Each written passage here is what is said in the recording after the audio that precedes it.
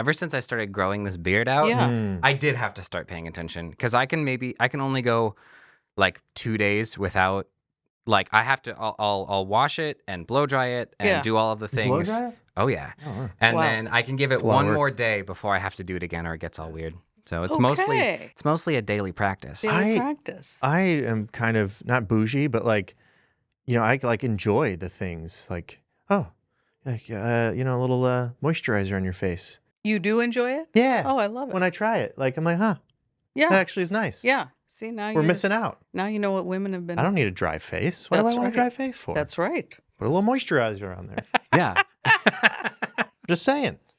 Don't knock it till you try it. 100%. 100%. Okay. Let's do it.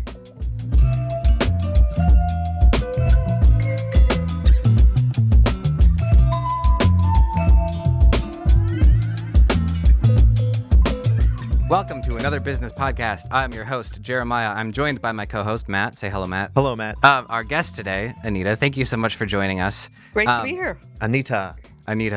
Glad to have you. Tell us. Anita. Anita. Do you get a lot of those jokes? Ever since the 5th grade. Yeah. Yeah. For me, it was the people would sing Jeremiah was a bullfrog. Oh, I love that song. Yeah. People just walk all over me. So. Yeah. Like a doormat. Anita, tell us a little bit about who you are and what you do. Who I am is Anita Knotts. I am a wife, a mother, a daughter, a sister, and a business owner. I am also an immigrant. Oftentimes, I lead with that. I came to this country 50 plus years ago. And I think it's important to start there because I still remember, you know the story, Jeremiah, sitting in a kindergarten classroom, didn't know a lick of English, didn't know what was being said to me. Been there. Yes, I'm sure you have. Yeah. I'm sure you have. Still am. We can relate. No clue what anyone's saying. And the concept of not being heard was sort of a theme that presented itself throughout my life. And I think that is what, that's one of the factors that has me doing the type of work that I'm doing now. So you can imagine going into the corporate world, marching into the corporate world at the age of 22, probably, not typical of the type of person that comes into financial services of all places. And thinking, okay, well, how do I differentiate myself? Oh, wait, I'm already different. I don't have to do anything. I just have to be Anita. Yeah. And how that evolved over time has really been my story that I can, expand upon. But being in financial services also showed me two things. One is that women need to do a better job of taking ownership of their financial health, financial accountability, we'll call it, rather than outsourcing it to their husband, their father, their brother, whoever, right? Sometimes their adult sons. That was one problem that I wanted to solve. The other was, where are the people who look like me? In other words, women, people of color, underrepresented groups in the industry. Yeah. And once the pandemic came and went, I thought, what if these two topics are related? So if I could launch a business where I'm bringing on more Anitas into the field, could she or he, people of color, help other potential investors who look like them, right? Come to the table and take ownership of their financial health? Because, and I promise to stop in a second, but our industry lacks trust with generally the public, but even more so women and minorities. Yeah. So that is one of the biggest problems I'm trying to solve, because I promise, last thing I'll say. No, you're good. No. If we solve the For problem, the whole podcast, Yeah. if we solve the problem of women's financial empowerment or economic empowerment, men are going to benefit too. Men are going to benefit too. Whole audience. Yeah. Business owners, everyone. Yeah. We all benefit. Society benefits when women are economically empowered, not just women. Yeah. The thing you talked about where I'm going to butcher it, but you talked about the idea that there's not a lot of people of color already in the industry, so it's harder for people to join because they don't see themselves in it. That's right. So was there kind of an element of like, I can be one of the first. Yeah. I can be the example to kind of cast an imagination for people that maybe would want to get into that space, but just kind of assumed it wasn't for them. Yeah. And I will also say this, there isn't, and some listeners who are advisors, such as I was, may disagree with me on this. There's actually no real proof that women only want women advisors. You'd like to say that as a Yeah. woman, but that's actually not true. But they do want someone who listens to them. They do want someone who can relate to them, who's not just in it to show how smart they are and throwing a bunch of jargon and statistics. That's typically a woman advisor, right? Mm. So women don't set out to say, I will only talk to a woman about money. That's not really how it works. Yeah. But because women tend to view money as an intimidating topic, oftentimes a shame topic, they are more comfortable sitting in comfort spaces. Why do you think that is? How much time you got? We're going real deep. We here. got some How time. much time you got? I mean, I'm assuming it's look not. at history. Look Yeah. at history. Like traditionally, Yeah. who controls the money, right? Mhm. It's a certain specific homogenous demographic that has Yeah. controlled money. I know that when I was growing up, it wasn't like I was forced to look at like bank account statements and things like that. My dad just gave me a credit card before I went to college and said, go. Yeah. That's dangerous. Dang. Dangerous, But right? that's lucky too, though. At the same time, It is I mean, lucky, but how you many know shoes I what? would have bought if I had that? Well, and what do you think I did? Bought a lot of shoes. Bought yeah, a lot those of are shoes, nice. I like. Yeah. those are nice. among other fun things. So it's this whole topic of financial literacy. That's a good point, though. It isn't just harming women nowadays. I would say most young people jumping into the workforce, even those who graduate with finance or econ degrees, don't know the first thing when it comes to investing Oh, or yeah. basic budgeting or Mm. saving for retirement. I'm 22. Why do I need to think about saving for retirement? Are Yeah. you kidding me? When you're 22 is exactly I when think you should be learning thinking. about this in high school. That's right. 16, 15, 14. That's right. Exactly. Like, yeah, old enough to drive, old enough to learn how to pay for what you're driving. Very, very true. I would argue even younger than that. If you're getting an allowance for 5. chores, Yeah. why not? Yeah, no, for sure. Yeah. Why not? For I sure. will say, like on a small scale, Mm-hmm. when I was, oh gosh, we just recently did the math. I was probably like 9 or 10 years old.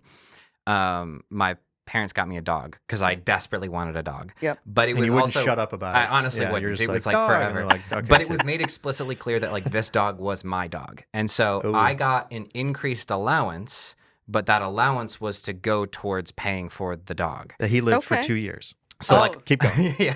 So I Poor- bought his poor food. pup. I did all of the like. I was the one that took him for walks, that let him out, that cleaned up after him. Mhm. I put money aside through the year to pay for his like doctor checkups. Yeah. And I was like 10 years old. What a sense of responsibility, though. I love it. Yeah, and it was actually cool too because there was a point where I had put enough excess in there that there was excess, and I was like, Rusty's gonna buy me lunch today. Oh my gosh. And so, but and That's your Such a dog great buying story. lunch. and I never really thought about it until like thinking back later in life. But it was like that was early on, Yeah. like money management skills. Yes. Also, you totally screwed over that dog. I mean, he just wasted money on Yeah, your lunch. I was like, You I'm know? gonna treat myself, and he's out He's like, on the "I don't corner, know. like, I'm a dog. I What don't do I mean? what- Yeah. yeah, I need a financial advisor, is what Yes. that dog was probably thinking. That Yeah. was my name. And a Anita lawyer. Financial. That's your home name, financial advisor. So your business is called Lotus Women's Institute. Correct. What is some of the scope of what you do, and what's kind of the mission vision underneath it? The mission is to attract, develop, and advance women and minorities in financial services. But specific to financial services, wealth management was my specific lane. So that's what I'm focused on now and eventually going to expand. So what does that look like tactically? It is recruiting. It is coaching people who are already in the field who look like this, because I wish I had an Anita 30 plus years ago. I didn't. Yeah. And so a lot of what I coach on now does not come from an academic textbook or some coaching license. It comes from navigating a male-dominated industry as a woman of color for over 30 years. So recruiting, coaching, and then I go around and I speak. I speak to business, ERG, employee resource. I'll try not to do the acronyms. Oh, Sure. yeah, Employee ERGs, resource yeah. groups, Yeah. women's conferences. Yeah, pretty much anybody who will listen to me talk about this incredibly critical topic nowadays. Podcasts. Podcasts too. What? Yes. I kind of want to go back a little bit because I'm just so curious to understand, because obviously we can relate. Yeah. What it was like. You said 20 years ago? 30 years ago when you started. 33 years So ago. when you started, Yeah. you're going into it's a very different world back then. Even, Oh, 5 years ago was a different world. yes. But like that had its own cultural nuances in that time. So like, Mhm. again, you kind of being the litmus test for women and people of color to go into this. So like, what was Yeah. that experience like though? Yeah. Like, what were the hard things that you had to go through that Yeah. now you've learned the hard way, I'm assuming Yeah. mostly, Mm-hmm. or you've taken the hits kind of thing. And then Mhm. now you're able to do what you do by helping others. Thank you so much for asking me that question. You're welcome. That's the only good question I'm going to have. That's a really Everything good else is question. gonna If that's the only question just- you have, you did pretty good. I did pretty. You I'm did done. pretty good. This guy. Can I take a break? Okay. So, no, truly, it's an excellent question because what it does is it encourages those who look like me to bet on themselves. Mhm. And that's such a large part of my message these days. I think we need to really stop as women, as minorities, and stop focusing on the fact that we're different. Stop with that, right? And instead say, wow, I get to be different. I get to not look like Mm. the person to the right and to the left of me. But don't stop there. What are you going to do with that? You can't just be different and say I'm different. Right. You got to bring something of value to the table as a Right. result, right? Totally agree. Just Yeah. to interject, totally agree, because I feel like in the world, it's like there's so much put on, just being different. And then it's like, Yeah. that's great. I'm different. But what are you going to Yeah. bring to the table, Yeah. too? Well, and you know why I say that, Matt, is because I was one of those people. I just thought that you walked in, you looked different, or you wore a dark lipstick, or, I was kind of like this punk rock type of a girl that walked into, you better believe I was treated differently. But okay, let's just step back and think about this objectively. What am I going to bring to the table? Mhm. What I brought to the table is, guess what? I can look like this and still be intelligent. Mhm, mhm. I can look like this and still be intellectually curious. I can look like this and still read the Wall Street Journal, still understand what a Sharpe ratio is, still understand what a portfolio beta is. I don't know what any of those words I mean. mean, So you- this that That's was- my But point. that's what's That's my awesome. point, Yeah, that's right? what's awesome. Is And it's so, legit. and Yeah. so that was one. And then the other was that I discovered over the course of my career that being an advisor has nothing to do with any of that. It actually has to do with looking at the person that you're talking to, that you're trying to help, and saying, you know what, there's something keeping you up at night, Jeremiah, and I'm here to help you. I'm here to help you. And oftentimes, money is the root of almost every problem or concern that an individual has. I'm not saying that it creates happiness or takes away from happiness, but it's often related to a topic that keeps us up at night. And when you can look at a person and say, I'm going to help you put your child through college. You lost your husband last week. It's okay. I'm going to sit here and I'm going to walk alongside you, and we're going to do this together. Yeah. Right? Yeah. That is what added meaning to my career. Mhm. And that's what made me good at what I did. It wasn't the fact that I knew the ratios and read the Wall Street Journal. That was foundational. Yeah. But give me a break. Everybody does that, right? In an industry full of people that are very analytical minded, being different meant using what was natural to who I was, which is, my girlfriends always told me when I was 10, 11, 12 years old, you should go be a psychologist. Because I don't want to be cheesy and say I care deeply about people. I do care deeply about people, but I'm also a very naturally curious person. Yeah. I always want to know what makes a person tick. And I think that's what makes me a good coach now too. It's, hey, why'd you get out of bed this morning? Why'd you come into work? You have a Yeah. lot of empathy. I do. I'm a deep empath. And just because I'm the same way where like I can feel what The energy off of that I can person. feel what's going on in the room, and not just in the room, but like when somebody's walking in and like the mood. And I think that might be why with like stand-up comedy, for example, or performing, what makes me better at that relating to an audience is the fact that I can empathize with them and know when to pivot or when to not say something or to say it in a Yes. certain way.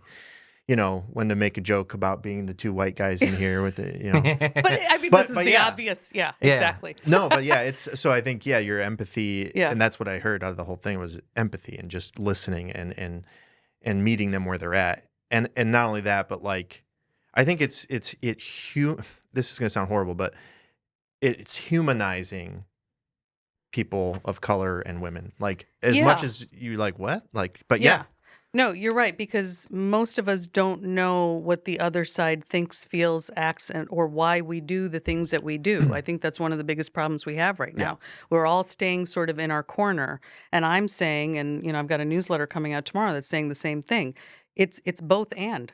It's not either or, right? You can be right. I can be right. Now, how do we kind of figure out how to walk on this planet together? Right. Yeah. As cheesy as that sounds, I think that is the element that is missing today. The other thing I wanted to say, Matt, is that empath does not mean that we're just always nice and just so cute. No. It's not that at all. I'm actually a very crabby person. I bet you didn't know that. I'm crabby all the time. I'm crabby. I'm crabby right now. Yep. I knew that. You knew But that. that's a separate thing. Right. He Yeah. did know that. Yeah. I had a granola bar. That was about it. I did too. So I'm hungry. I did too. Yes. You're hangry. Angry. You're hangry Eat a now. salad. Yeah. So I get crabby when I am talking to a woman or minority and I see the potential in them and they don't see it for themselves, which is okay. That part is actually okay because I can understand that because I was there. But then when other people took a chance on me, I was like, well, damn. If they took a chance on, am I allowed to swear? Well, I'll allow it. Okay. I actually wish you would swear more. Okay. Yeah. Yeah. Okay. Well, just dang. damn. Yeah, we need to get the just rating. there We we want go. to We reach set- a broader audience. we That's set the actually one of the threshold. best words Yeah. That's the nicest one. That's the nicest one. But when others are willing to take a chance on you and you're not willing to take a chance on yourself, I want to hit my head against a wall. Mm-hmm. That kind of tells you my coaching skill. Like I am very direct. I'm Yeah. very direct. Like People need that, though. Yes. Like, yes. I don't need, like, because I'm nice. I'm sometimes too nice to myself in that regard. Like, I could be mean to myself in some ways, but Yeah. I don't allow myself to feel pain because I want to avoid, everybody wants to avoid pain. And Right. so we don't put ourselves, but like sometimes you need to have the person that can speak into your life that you trust, but like it can tell you what you need to hear. Yes. And it's not always, and 9 times out of 10, it's actually not going to feel good. That's and right. it shouldn't. It shouldn't. Because it That's should move you to, bingo. A place of, Bingo. You want to surround yourself with people who will stretch you. yeah. And that's almost never comfortable. Unless you work at a chiropractor's office. Well, that's, yeah. Then well, you're no, always. yeah, exactly. Then it's always. It's You not will You're just just always- always yeah. stretching, yeah. Or Pilates. That's right. Okay, so I don't know. I've never done Pilates.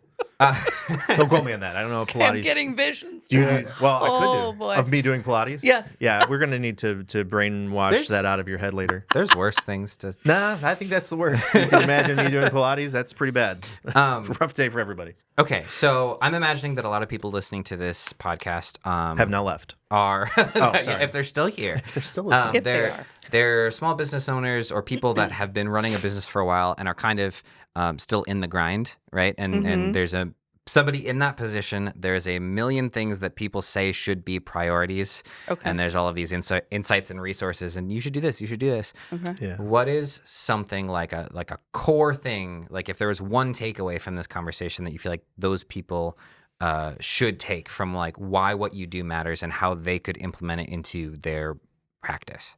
Can I give you two things?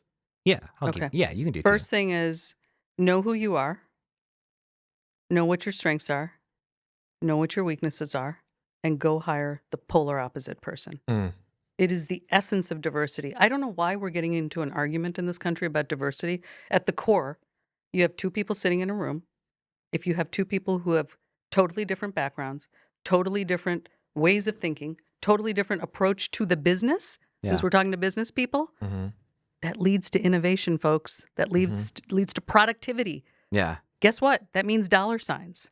So step number 1, go hire people who have completely different and complementary skill sets to you. Second, Sorry, real quick. Would you say Please.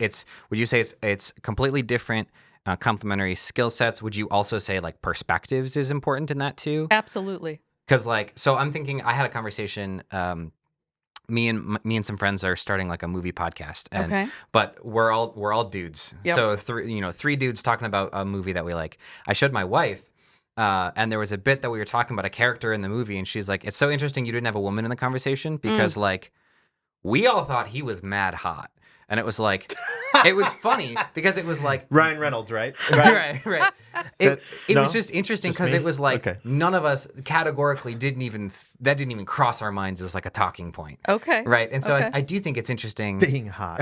Right. But it's like the perspective offers something complementary. Would you say as well? Yeah, I mean, with diversity of thought and background and lived experience comes diversity of perspective. So absolutely, you need that. You Yeah. need that because that's how the best ideas form, Yeah. right? The challenge is that a lot of people, especially business owners, don't like to be challenged. Sure. I have to admit to you, it's sometimes difficult for me. But then when I take the time to process it, wait, what am I resisting here? And then always going to, what is the worst case scenario? Oh, you're going to lose 50% profitability. Well, then now we got a problem. We got to talk about it, Yeah. right? But if it's just, yeah, you might lose this, or you might lose that, or you may lose this client. Well, were they the right client in the first? It leads to a decision tree that I think is relevant Yeah. and important. Yeah. The second thing that I would say, and this probably is because I come from the money industry, is I think a lot of companies across the board, any industry that first kick off, get really focused on the glossy stuff, the surface level stuff, the appearance of things, and they don't, I'll just be simplistic about it, they don't look at the money. They don't look at the money. They spend on all sorts of the wrong things. Yeah. And they don't know how to build a financial model for their specific business. If it's building widgets, that's one thing. If it's a service related business like mine is, that's a different thing. But they don't really take the time to understand the numbers. It's one thing to say, I have a bookkeeper, I have an accountant, I have an advisor. Great. You still got to know this stuff, right? So the same thing that I tell women about, hey, you need to be financially literate. It's okay that your husband kind of looks at the statements, but you need to be also, don't wrestle control away from him, but be an active participant in the conversation. Yeah. Same thing I would say if you're a business owner. It's your business. The buck has to stop with you, not your advisor, not your CPA, not your bookkeeper, et cetera, et cetera. Yeah, the CEO, I've always loved this. So like the CEO, I don't know if you've ever gone to like the Global Leadership Summit at all, but they talk about this all the time. And how the CEO should at least be aware of what's going on. Even let's say I'm the CEO of a car manufacturing company. Yeah. Like, yeah, I don't need to be the one who's assembling the rear axle to the whatever. I don't do car work, but I don't know car terms. Tire. That's on a car, right? Yeah. So like I don't need to know physically necessarily or physically do it, but I Yeah. should at least be aware of what it's like to be in any one of those positions as That's the right. CEO. And when you're not invested in that, when you're just the face and you're just you're taking your vacations, or you're sitting at your desk, you're not really aware of what's going on. Like, how do you lead from there? That's right. That's And right. again, and not you that don't you know have the to- right questions to ask, Yeah, right? yeah. So you have to know just enough. You don't have to be the smartest person in the room to be a Right. CEO. Right. You have to be smart enough to know to hire the right people.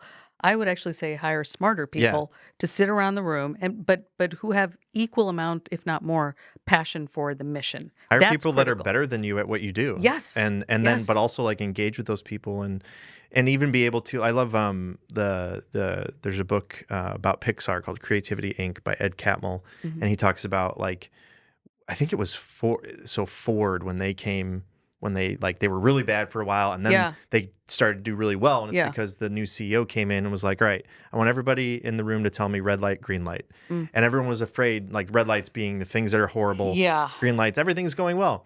So I was like, I'm not interested in the green lights right now. Let's talk about red lights. And nobody would bring anything up because they were scared to lose their job. Right. But he's like, look, you're not going to lose your job. Tell me what the problems are. And so it was like he came in and he didn't necessarily know how to solve them. Yes. But then somebody else was like, oh, I know how to fix that. Yeah. And if we would have brought it up earlier, it Yeah. would have been done. So sometimes it's just engaging the people who are smart, Yeah. that do know the things, like to have those conversations. And taking it Yes. full circle, that changes when culture is prioritized. Yes. Right. Which feels like a lot of what you're talking about. Absolutely. So that's such a great point. Here's one thing I will say, because people talk about culture all the time. What's your culture like? Yeah. Nobody really Like knows that what just it means, means. do you have a Keurig?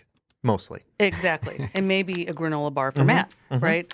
But here's what it really means. Are you, as a leader, creating an environment where people know that they have agency, right? Yeah. Most people will not ever proactively be that person to say, this stinks, this needs to change it, because we have had a leadership culture in the past that I have called management by intimidation. Yeah. So why would anybody in their right mind who wants to retain a job, benefits, all of that stable security, right, raise their hand and say, this stinks and it needs to change?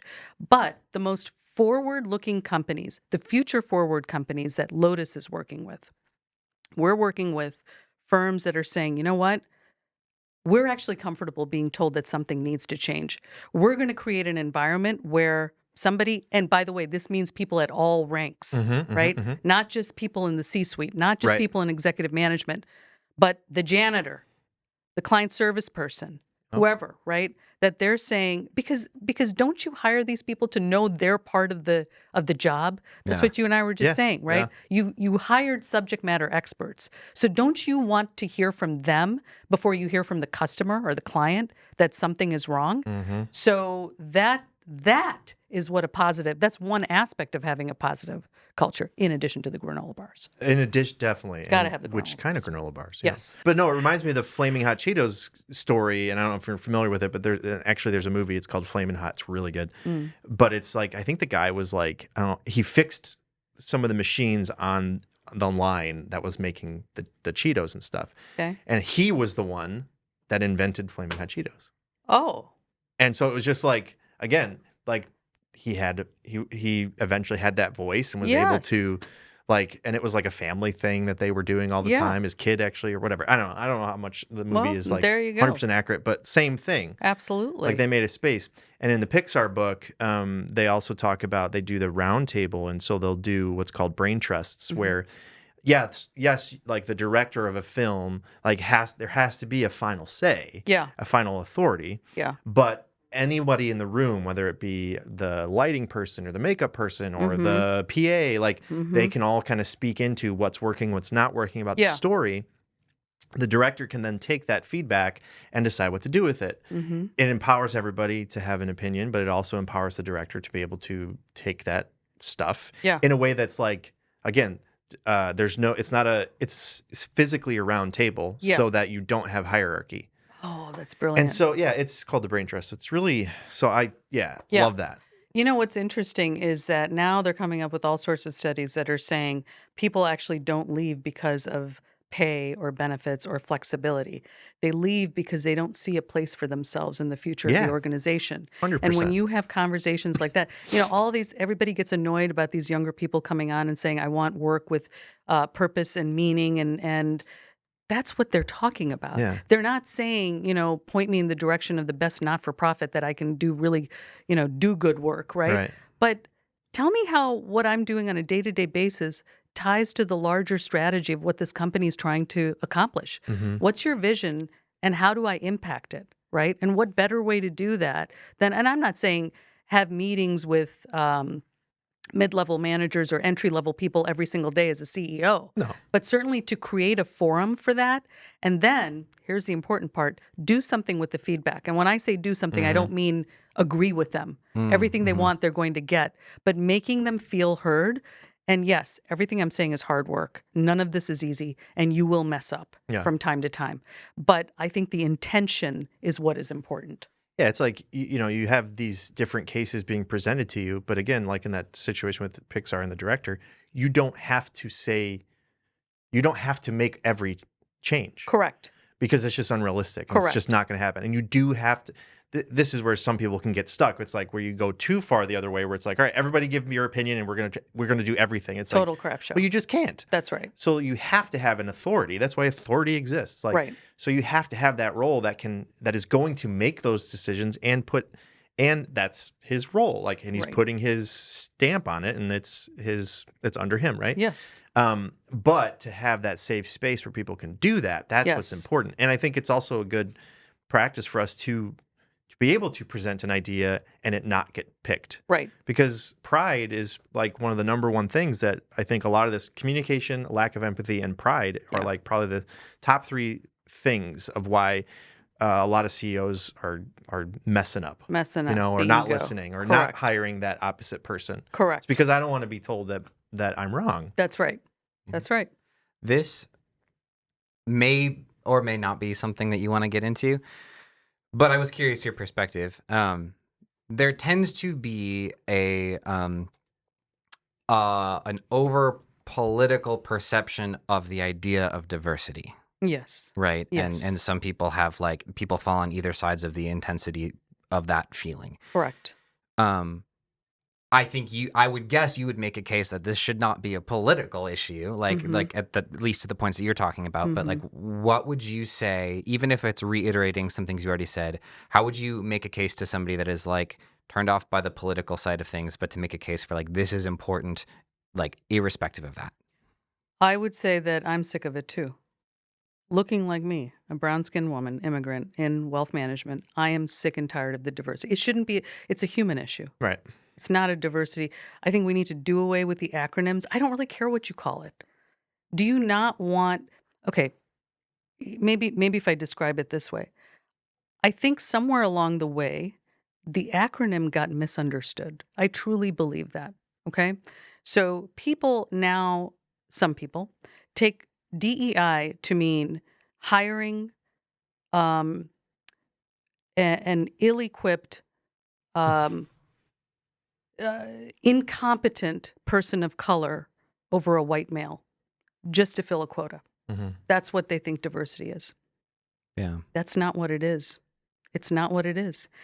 What diversity is, and again, I would hope people would listen to me based on what I look like. Yeah. Diversity is casting a wider net.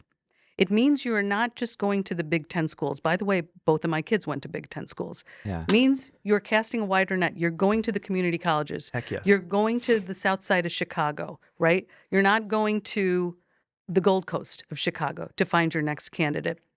It simply means being intentional, being strategic about where you are finding talent. They are out there, right? If I did not have middle-class immigrant parents who cocooned me as I was growing up, gave me the credit card on the way to college, you know how many kids don't have that opportunity because their parents are wayward, they're growing up in a single-parent household. I don't know what I would have done if I didn't have both mom and dad at home. Fathers are important. Mothers are important. So many kids don't have that opportunity, but they have the same ambition, same intellect as Anita Knotts, but they don't have the opportunity. How do we go find that person at the age of 22? Yeah, That's what diversity means. I love what you said about the whole, just the idea of even going outside of the big schools and the wider net, and because there's just little geniuses in all those Yes. places, and it's like that and looking at it at that person Right. versus the delinquent here, the delinquent there, or whatever. It's like, That's right. no, it's like, but there are those people that actually, because again, wherever you're from, Yeah. you could look like me and be a genius, or you could look like me and just be a bum and not Correct. care. So just Correct. because I'm going to a fancy school and grow up in a rich house, but I don't want to do the work, Right. but you're going to hire me because, Right. So it's like, because I grew up in where my mom made $12 an hour and my dad made six figures. And so I had back and forth. And so just very different opportunities. But it's like I kind of wish that I would, and I didn't go to a big school. Yeah. And so, there's things out there where it's like, and even today, it's like getting passed up for jobs, but it's like, are you really because I feel like I fit the bill of a specific look. Yeah. But I don't have the credentials that most people would look for. Yes. And so I'm like, but I have so much to offer. So are you even looking at me? That's right. Am I even, I often say, when in looking for work, I have all this stuff I can do. Does anybody care? Yeah. Right. I'm really good at it. And I'm a good person. I'm not a prideful a-hole. Does anybody want to use this? Right. Oh, no one's listening because they're all looking at over there, Harvard and all these others. Okay, well, that's right. That's right. So what do I do? But again, I feel like I'm saying this a lot to this man here, but he's made a lot of good points. He has. Oh, sweet. Like Yeah. See, that's what I mean. But the thing is, you've got a white male who is saying exactly what I So just white. heard an African-American woman If- say last week. If you're Yeah. listening That's on what I'm saying. an audio exclusive medium, Matt is white. I am Matt white. is white. Yes, sorry, please Yes, continue. thank you. That's right. It was worth Sure. specifying. But yeah. but the point is that I think we are all much more similar than we are different. Yeah. And I think there are certain entities in our world that benefit from not saying that. Right. or having us not believe that. Or getting us to fight about Correct. it and around Correct. it. That's exactly right. So Yeah. that yeah. would be my Love response it. on diversity. Okay. We're hitting good. We're towards the end of our conversation, but I want to make sure I have. Let's just end it now. I'm totally yeah, let's just just call it there. You know, am I Honestly, boring mean, you, Matt? that was I'm awesome. just done. That was It's great. like, yeah. I'm at the hangry part. That's what it is. Yeah. I'm hangry now. Yeah, And, How you feeling? how are you? You know? I'm feeling good. I'm granolaed up and Oh, well, Late I podcast brought some check-in. extra. late podcast check-in is good. Let me ask you this: is there something that we haven't talked about yet that you think would be worth taking some time while we still have some time? Absolutely. All sorts of things. I'm going to hit you with a statistic that you Please. already know I'm Yeah. going to bring up. Yeah. Women, by the end of 2030, by the year in 5 years, are going to control the bulk of private wealth in the United States to the tune of $34 trillion. Okay? Sweet. Normally, I address that to wealth management firms in the form of this is why you need to have women advisors on your team. Out Right? of curiosity, where is that data coming from? So Not so much like She a just this, made it up, this dude. source, this study, but Yeah. like Just make stuff up. It's you know, fine. yeah, we're- Nobody knows. exactly. Pulled it out of my back Just pocket. say Yeah. whatever. right. No, Yeah. but like we're observing this trend, and so we know. Do you know what I mean? Yes, yes. Well, the specific source is McKinsey, but they've been tracking this for a while. But it. you add other data along with it. When you hit somebody with that number, they're like, really? Where Yeah. the heck does that come from? But think about this. Divorce, still pretty high in this country, mhm. right? And women, there is a pretty powerful statistic that has to do with the rate of women that end up in poverty after divorce. And it's so powerful that I don't know the horrible damn is number, what it but is. it's horrible. We tend to outlive our male spouses in a heterosexual marriage. Women tend to outlive their spouses by about 5 years. You've got the great wealth transfer, which is what this 34 trillion is. And then women also control the bulk of economic decisions in the house, like what type of refrigerator are we buying? Believe it or not, car purchases, right? Where the car salesman is only looking at the dude. You better start shifting your gaze over here because if she's feeling unheard, you are not going to get that sale. Yeah. Right. So that statistic, why it is important to a business owner listening to this, whether you're in wealth management or elsewhere, make sure that the way you are staffed up, do you have women at all levels, all rungs of the ladder in your business, regardless of the industry? Do you have them at the decision-making table where you're talking about strategic growth? Where you're talking about the vision for the organization in the next 3 to 5 years. Do you have a female? Do you have a person of color sitting at that table, right? Do you have somebody in middle management? Because that's often where a lot of talent goes to die because no one's supporting them. They're taking crap from the people underneath them. They're taking crap from the people above them.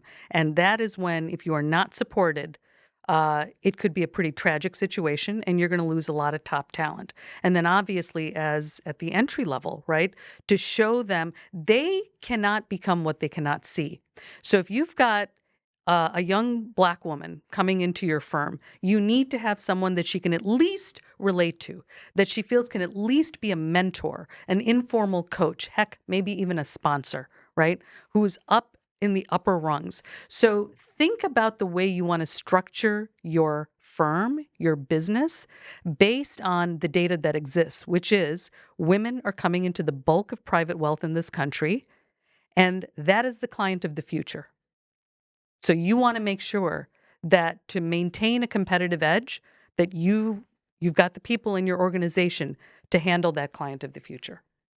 I think it's just so, like you kind of said it before, or maybe it was you that said it before, but just the idea of having the different perspectives, like it just makes logically to me, I'm like, it just makes sense. Right. Like I don't want a bunch of people that look and sound and have the same. Actually, I would get so annoyed if all I heard was the same thing that I was saying, even though I might feel good in that moment. Like, yes, everyone agrees with me, but like I want to know the things that I can't see and don't know. Yeah. And like, so yeah, but it's like, but I think again, it's also like, to go against that DEI perspective, it's not just hire the person based on their skin and this, but Right. like also go get really good people at their Right. job. Like, Right. duh, I'm gonna go do that. And so And to acknowledge that they're out there. yeah, well, of course they're out. Like Yeah, and what I don't want to hear, and actually I'll tell you one of the trigger statements for me And is that's that crazy. we don't have a pipeline. I was told this.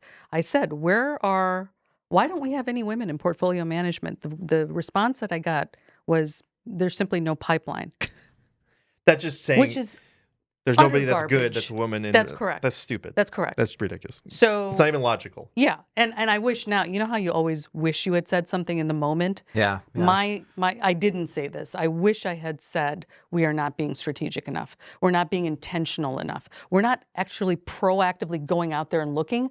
We're shoving it down to the HR person to say, what resumes you got? Yeah. Right? That's not what an intentional And they're just strategic search is. filing those anyways. That's They're not even right. looking at it. That's right. Thanks, Yeah. LinkedIn. Yeah, exactly. Yeah. Exactly. Yeah. This episode is sponsored by LinkedIn.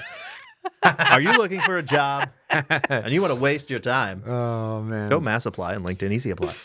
Okay. We're pretty much at the end of the time, but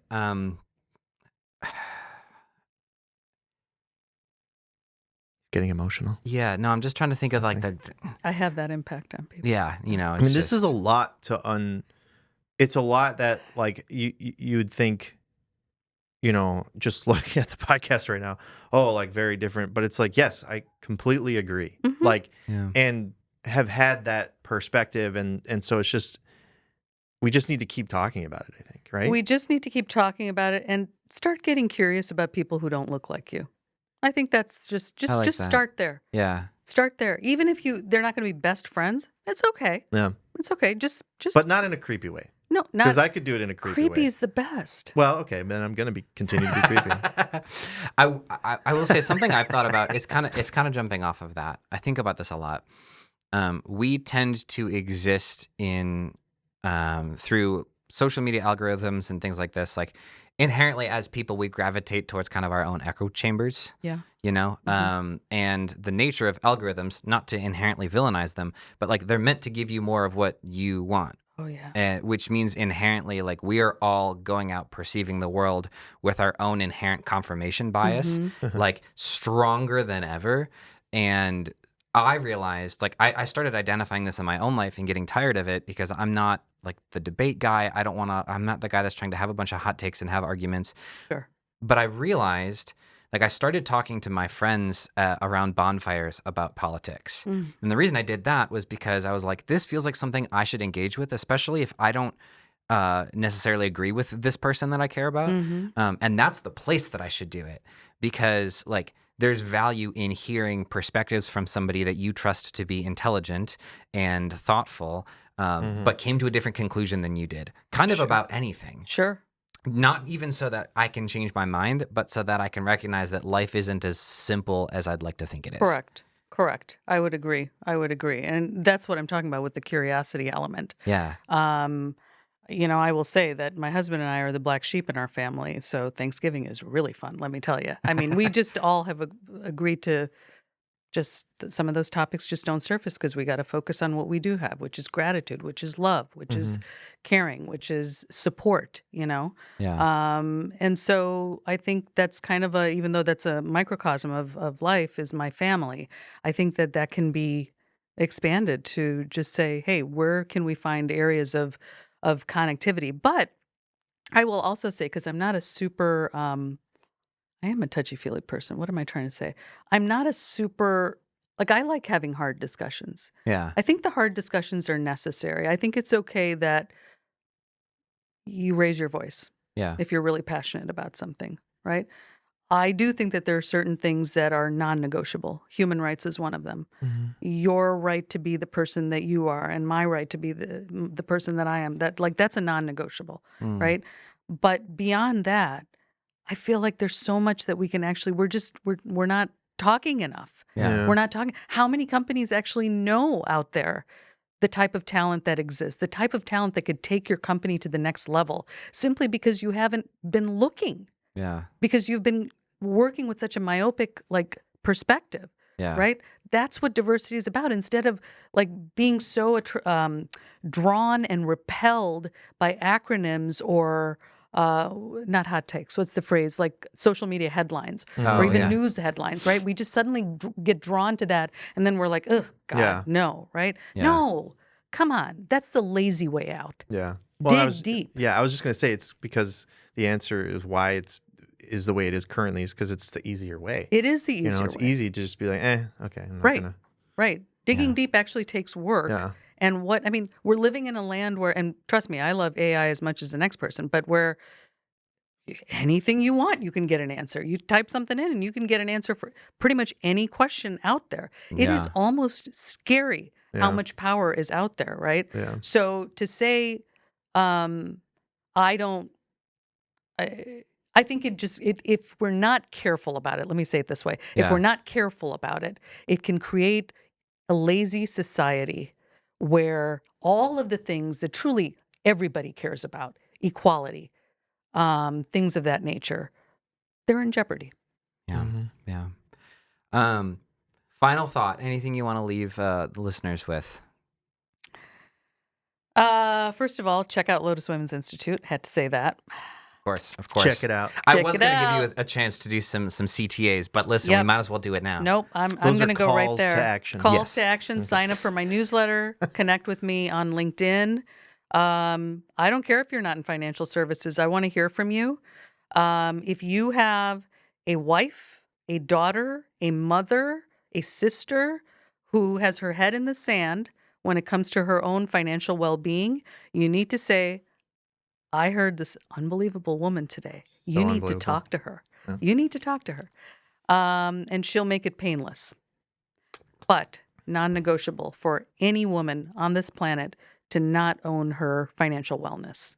Even if you're in an amazing marriage, that marriage is going to only, I would say, get better. Yeah. Here's an example I'll give you. I gave it on another podcast. You know how women often, this is a huge generalization, but they'll complain and say, he doesn't do anything to take care of the kids, right? Yeah. Right? I have heard from men, male clients of mine, she does nothing to support this conversation at home about the household financial well-being. I wish she would take more of an interest. So it's not about us wrestling control away from our spouse. It's more so, here, you're not in this alone. We're going to raise these kids together. We're going to walk the financial walk together, right? Yeah. How empowering is that? Yeah. So, Yeah. I love Great. that. for what it's worth. Well, awesome. we will leave resources and links and contact things in the show notes as Yeah. well. You also have your own podcast where you're talking about a lot of this I do. stuff. Women, Wealth, and Wisdom, my produced by a goodness. certain Jeremiah Shumaker. W3. I did it. Yeah. It's me. So we'll link that as well, so you guys could listen to more and more insights from Anita. Yes. Thank you again for your time. Oh, this was a blast. Thank you. Very natural, very easy. Sweet. Loved it. We'd love to hear it. Thank I you. love being called natural and easy. Yeah. We'll On talk that to you note. later. Signing off.